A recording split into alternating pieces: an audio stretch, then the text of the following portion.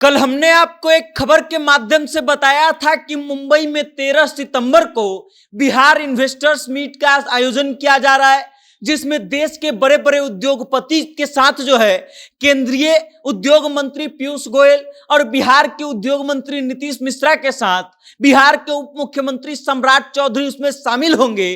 और उसके बाद बिहार को कई उद्योगों की अपॉर्चुनिटी मिल सकती है, बिहार में कई उद्योग स्थापित हो सकते हैं। लेकिन इन सब चीजों पर पानी फिर गया। पानी इसलिए फिर गया क्योंकि बिहार सरकार के होनहार उप मुख्यमंत्री सम्राट चौधरी मुंबई नहीं पहुंचे। अब नहीं पहुंचने के पीछे का कारण क्या था?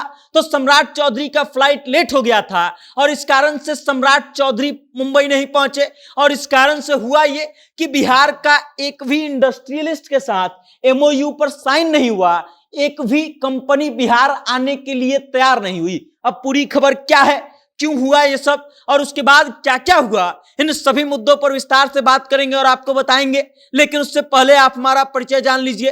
नमस्कार, मेरा नाम वेद प्रकाश है। आप जनता जंक्शन देखना शुरू कर चुके हैं और कैमरे के पीछे हैं विशाल।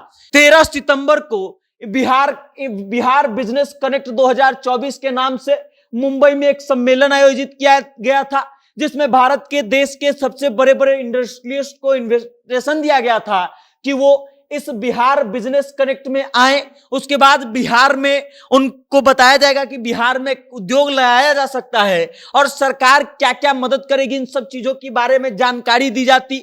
इसमें जाने के लिए 2 व्यक्तियों का चयन हुआ था बिहार सरकार की तरफ से। एक तो बिहार सरकार के उद्योग मंत्री नीतीश मिश्रा का और दूसरा सम्राट चौधरी का। सम्राट चौधरी का इसलिए क्योंकि सम्राट चौधरी बिहार के उप मुख्यमंत्री के साथ साथ बिहार के वित्त मंत्री भी हैं और इस कारण से इनको भी जाना था। लेकिन अब सम्राट चौधरी जो है वहां मुंबई पहुंचने के बजाय पहुंच गए पटना के विश्वेश्वरैया भवन में और नीतीश कुमार के साथ फीता काटने में व्यस्त हो गए। अब इसकी कहानी क्या है ये जान लीजिए। सम्राट चौधरी जिस फ्लाइट से जाने वाले थे वो फ्लाइट एयर इंडिया की थी और वो अपने समय से लेट हो गई थी। 1 बजे जिस फ्लाइट को खुलना था वो 2:40 पर खुली और इसी बात का तर्क दिया सम्राट चौधरी ने कि फ्लाइट लेट हो गई थी इसलिए हम नहीं जा रहे हैं। लेकिन इस बात को आप ध्यान रखिएगा कि नीतीश मिश्रा उसी फ्लाइट से मुंबई पहुंचते हैं। अब पहले सम्राट चौधरी का तर्क सुन लीजिए। सम्राट चौधरी कहते हैं कि हमारा फ्लाइट लेट हो गया था और इस कारण से हम नहीं गए, क्योंकि हम अगर फ्लाइट से जाते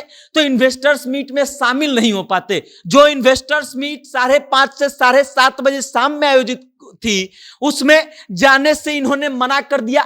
जबकि उसी सेम फ्लाइट से नीतीश मिश्रा जाते हैं और नीतीश मिश्रा के साथ उद्योग मंत्रालय के कई बड़े बड़े अधिकारी जाते हैं, बिहार सरकार के कई बड़े बड़े अधिकारी जाते हैं। और सम्राट चौधरी के न जाने का असर यह होता है कि जिस इन्वेस्टर्स मीट में 100 से अधिक बड़ी बड़ी कंपनियां शामिल हुई थी उसमें से एक कंपनी ने भी बिहार के साथ एमओयू साइन नहीं किया। मतलब ये कि बिहार के उन तमाम लोगों के उम्मीदों पर पानी फिर गया जो इस बात का उम्मीद लगा करके रखे थे कि बिहार बिजनेस कनेक्ट से बिहार में इन्वेस्टमेंट आएगा और बिहार में बड़े बड़े उद्योग आएंगे। सम्राट चौधरी मुंबई तो नहीं जाते हैं, लेकिन नीतीश कुमार के साथ पटना के विश्वेश्वरैया भवन का उद्घाटन कार्यक्रम में पहुंच जाते हैं। 10 मिनट के कार्यक्रम में शामिल होने के लिए ये अपना मुंबई का फ्लाइट छोड़ देते हैं और नहीं जाते हैं। अब आप इस बात से समझ लीजिए कि बिहार के नेता कितना काम कर रहे हैं। होता क्या, अगर सम्राट चौधरी जाते और इन 100 में से 10 कंपनी भी रेडी हो जाती, बिहार सरकार के साथ एमओयू साइन कर लेती,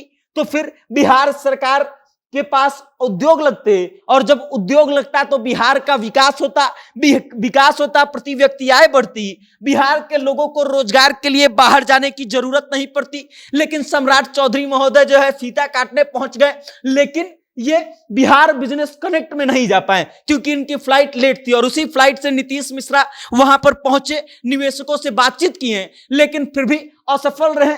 बिहार में मात्र 22 कंपनियों ने जताया भरोसा कि हम आना चाहते हैं, इच्छा जताया, लेकिन उनके साथ भी एक भी एमओयू साइन नहीं हो पाया।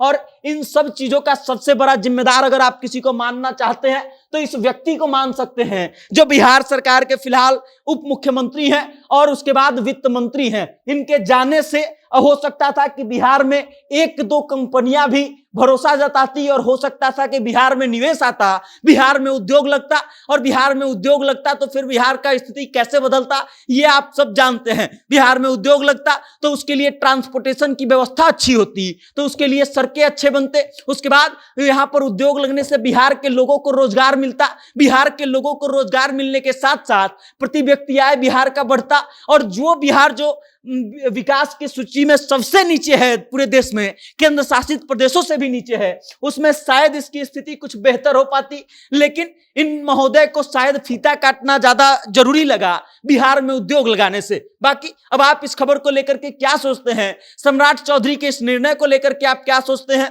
अपनी राय कमेंट करके हम तक भेजिएगा और देखते रहिएगा जनता जंक्शन। बहुत बहुत धन्यवाद।